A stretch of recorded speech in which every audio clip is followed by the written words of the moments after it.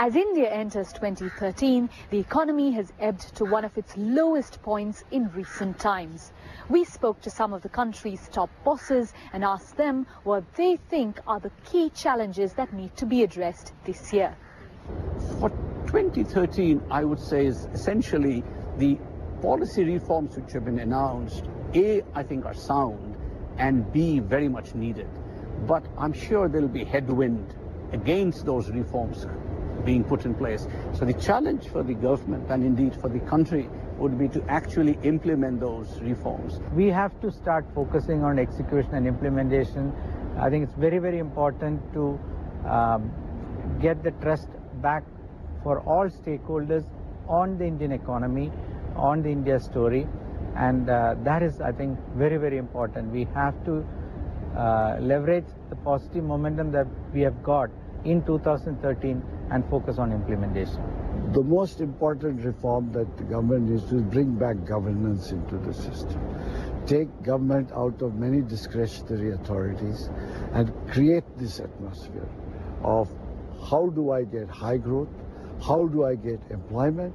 India, the average age of India is 26 years and 7 months. Employment is a big issue. So you must get growth in employment. I think in general it's really the budget deficit.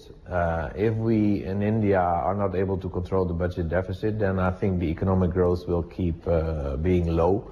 And by low economic growth, everyone will suffer. You know, you don't get enough creation of new jobs, there will be not enough consumer confidence. So in a way, the growth engine stutters. So I think getting the budget deficit under control is the right thing to do. The goods and services tax. That one reform will add about 2 percentage points to India's GDP growth rate, other things being equal. It will be a game changer for the country. We can get back on a fast growth track, and then various other reforms could form a sort of a virtuous cycle. The one key thing is any measure, whether it's the NIB or an empowered group of ministers, whatever it is, does something to ensure that stalled projects get off the ground. And that in turn spurs a whole lot of new investment plans, and because there is no dearth of entrepreneurship, there is no dearth of financing.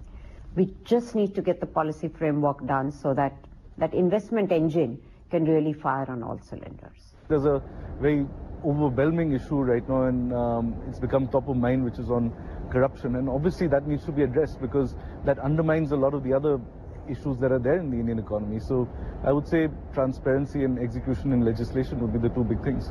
The developed economies are not these days giving you enough return at all. So therefore it's a real opportunity for countries like India to actually step up and say, guys, we are here.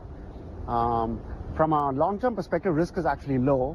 The market's there, blah, blah, all of that, and therefore capital should come in here. But if you don't do that, then it's such a missed opportunity, as I think happened in 2012, that you sometimes worry about, is 2013 going to be another missed opportunity? Because it need not be a missed opportunity. Indian markets got off to a good start for 2013 as the Nifty, the index of one of the country's key stock markets, was lifted to a 2-year high, buoyed by news from the US.